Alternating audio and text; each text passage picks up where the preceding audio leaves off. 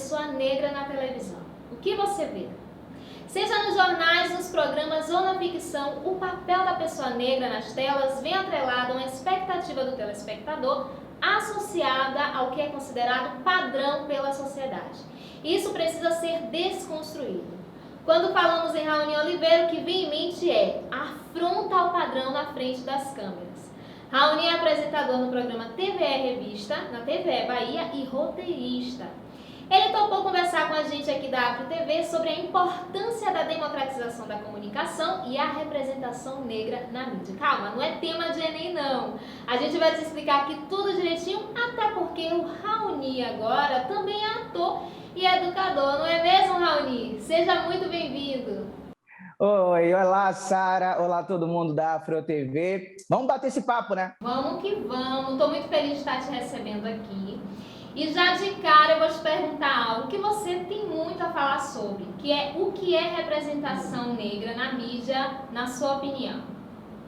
Olha, a gente pode usar várias formas de definir isso, né? Podemos usar como reparação, podemos usar a palavra avanço, podemos falar da equidade, mas, enfim, eu acho que hoje é fundamental, né, a palavra quando a gente fala sobre representatividade na mídia, né? A gente, durante tanto tempo, inclusive é um dos assuntos mais comentados ultimamente, né, quando a gente fala sobre isso, quantos garotos da nossa geração sentiu falta, né, quis ou precisou, na verdade, ter pessoas negras representando na mídia, não só hoje, né, no jornalismo, como eu apresento o meu programa e tantos outros colegas de trabalho, mas na publicidade, no cinema, pretos ganhando relevância, pretos no topo, pretos e pretas ocupando seu espaço. Então, quando a gente fala um pouco sobre esse processo de representatividade, eu acho que a palavra é fundamental, sabe? É fundamental que a gente possa cada vez mais buscar por esse espaço, buscar por essa representação, para que a gente possa abrir mais portas para que outras pessoas possam entrar. A gente está nesse bate-papo com dois apresentadores negros aqui, você desse lado, eu do lado de cá. Então, a gente precisa que mais papos como esses possam acontecer, que mais crianças, adolescentes, o quão deveria ser mais importante, melhor, o quão deveria ser tão comum isso, né, na década de 90, de 80. Imagina que bacana seria se a gente tivesse mais Majus Coutinhos conversando com Glória Maria na programação principal da Rede Globo, como isso seria diferente? Já parou para pensar como poderia ser diferente se a gente tivesse na bancada do Jornal Nacional um casal afrocentrado? Como isso poderia ser diferente para essa nossa geração? Então, hoje, eu acho que a gente precisa cada vez mais falar sobre isso e ocupar esse espaço.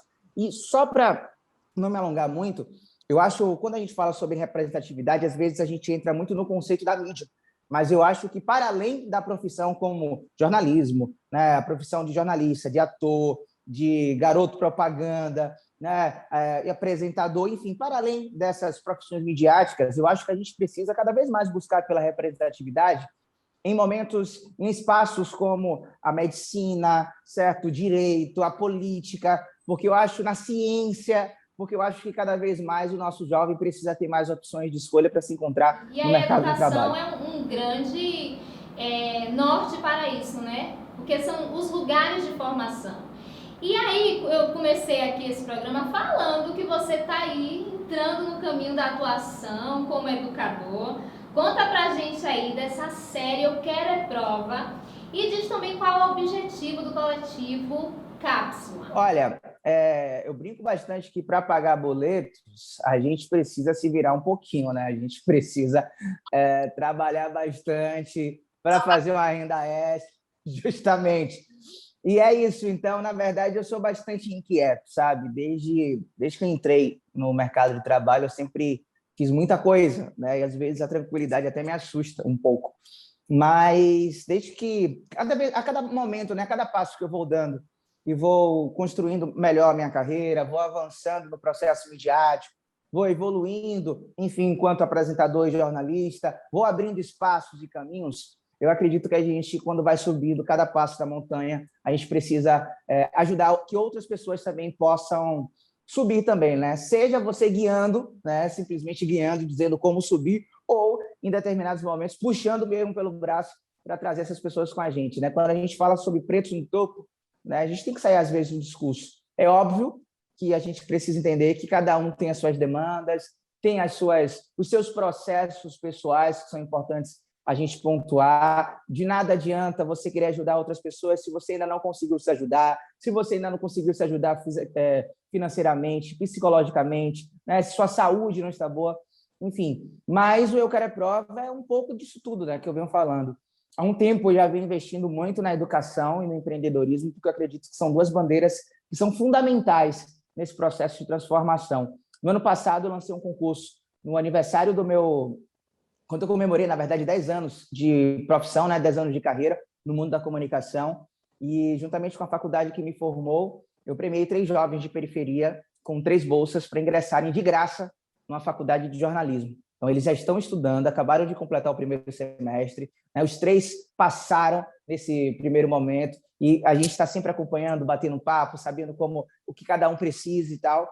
No início desse ano, a gente premiou mais 2 garotas de periferia que faziam parte de blocos afro, que eram mães solo e que tinham um sonho de serem jornalistas, e a gente deu mais 2 bolsas a partir desse concurso, e agora já são 5 jovens periféricos estudando. Então, isso aí tem a ver com o coletivo Cápsula? É isso. O coletivo Cápsula, na verdade, é uma série na verdade, é a junção de 3 empresas que já trabalham no processo audiovisual, no processo da comunicação, que já tem essa bandeira. O que a gente fez, na verdade, é unir forças, tanto nesse projeto inicial das bolsas, quanto no projeto do Eu Quero é Prova, agora ainda mais, de uma forma mais uniforme. São 3 empresas, né? A Good, a Calonat e a Inlé, uma empresa de coletivo criativo, outra empresa de produção audiovisual e uma outra de produção executiva. Nós 3 nos unimos para, obviamente, unir forças e pensar em projetos que possam ser transformadores, como o Eu Quero é Prova. Quero te parabenizar, porque eu assisti um pouco do Eu Quero é Prova e você tá um ator, tá um educador, está maravilhoso no projeto. Como é que faz o pessoal acessar, acessar esse trabalho que vocês estão fazendo? Muito obrigado. É isso, a gente primeiro está nesse processo de degustação, sabe? A gente quer entender o impacto desse projeto na televisão, para a gente fazer todo o processo de validação. A gente sabe que tantos projetos, quando tentam fazer essa conexão entre internet e televisão, às vezes encontram algumas barreiras. Então, a gente está fazendo um caminho de estudar de fato e validando para que esse projeto, na verdade, ele tenha vida longa, né? A ideia, de fato, desse projeto vem da gente entender uma necessidade do aluno, sobretudo o aluno da rede pública, porque o aluno que tem, às vezes, uma estrutura melhor, os pais com uma condição financeira melhor, tem gente que tem professor tem professor dando aula particular, tem gente que tem acesso a diversos livros, tem gente que tem uma internet bacana, tem computador, smartphone, tablet, e consegue ter uma estrutura bem bacana, consegue ter um quarto somente para ele, o que parece muito simples para estudar. Tantos outros, às vezes, precisam dividir o quarto com mais 4 irmãos, né? Ou com a família de forma geral. O vizinho está ouvindo o Pablo, ele não consegue estudar direito. Enfim, precisa trabalhar, precisa se preocupar com tantas coisas. Então, a gente quer não substituir o professor, mas ajudar o professor como uma ferramenta de suporte a esse ensino. Então, a nossa ideia, enquanto esse projeto Eu Quero é Prova, é ajudar estudantes, sobretudo estudantes que têm um menor acesso ao conhecimento por diversos fatores. Porque vocês trazem de uma forma lúdica, vocês trazem de uma forma mais fácil. Então, assim, o legal do Eu Quero é Prova é que, assim, você consegue aprender de uma forma divertida, né? Então, eu vi que o trabalho de vocês estão caminhando nisso. E você, Raoni, é aquela figura que a gente olha na televisão, né, que vê na TV, né, no TVE, e fala assim, cara, ele tem algo de diferente. É aquilo que eu falei, ele quebra os padrões. Eu quero destacar 2 episódios que você teve na TV, que foi quando você apareceu de Louro Pivete, né, apresentando o jornal. Para quem não sabe, Louro Pivete é descolorir o cabelo, deixar todo branco, né? O pessoal da edição vai botar aí, o pessoal da edição vai colocar. E você também apareceu vestido com a farda do Estado, né, da Escola Pública do Estado, fazendo esse chamado para as aulas não presenciais. Cara, isso é de uma importância tão grande. Eu queria que você comentasse rapidinho pra gente qual a importância do jovem negro se ver na mídia, da forma como você apresentou. Até porque o Louro Pivete, ele está sendo mais difundido entre as pessoas, a galerinha está recebendo mais, né, o pessoal, mas ainda tem muito preconceito. Né? O garoto que vai usar o Louro Pivete vai ser aquele garoto de periferia que vai ser parado pela polícia, por exemplo. Então, quando o Raoni aparece na frente da TV desse jeito, ele se enxerga. Quando a maioria dos alunos de periferia que estudam em escola pública, principalmente aqui na Bahia, aparece, te vê com a farda do Estado, ele se reconhece. Cara, tu tem noção do que é isso? Olha, eu posso não ter a noção exata, mas tenho uma noção da importância que, de fato, é do jovem de periferia se ver representado na televisão. Eu falo muito sobre a gente desmarginalizar, né, muitas coisas que a gente aprendeu, sobretudo na população da periferia. O que acontece, né? Se a gente analisar de um contexto histórico, muita coisa que foi sucesso e foi pop na periferia, durante diversos tempos foi marginalizado e depois, com o processo de embranquecimento que a gente sabe, com a indústria botando dinheiro e todo o processo do capitalismo, fica gourmet, fica pop, fica legal. E a gente acaba, às vezes, não batendo no peito por diversos fatores, né? Às vezes acaba a gente não tomando isso para si. Foi com axé music, foi com funk, né? Foi com tantas outras... agora a gente vai vendo esse movimento com as tranças, por exemplo, enfim, tantas ferramentas que eram nossas, né, que foram marginalizadas, e quando a gente vê em corpos brancos, a gente acaba aceitando, eu falo a sociedade de uma forma geral.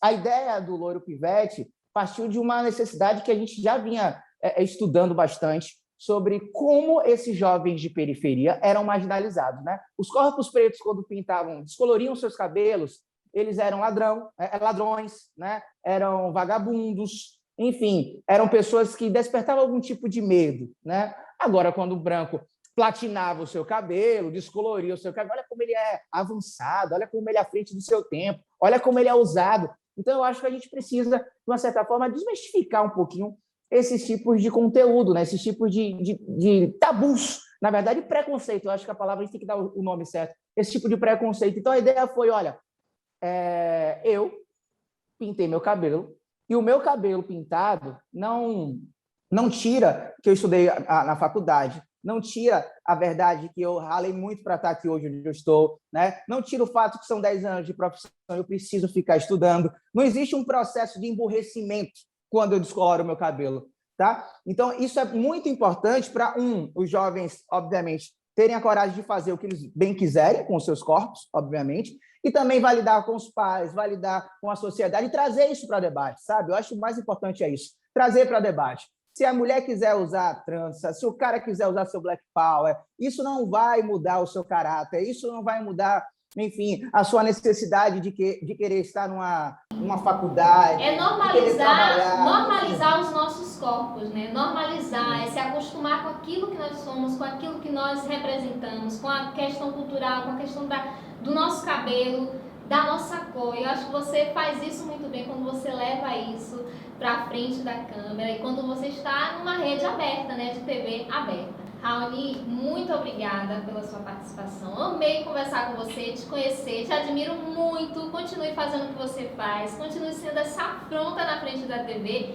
E quem sabe a gente está lá, né, como o casal afrocentrado na frente, apresentando o jornal. E aí, o que você acha? Eu ouvi uma profecia?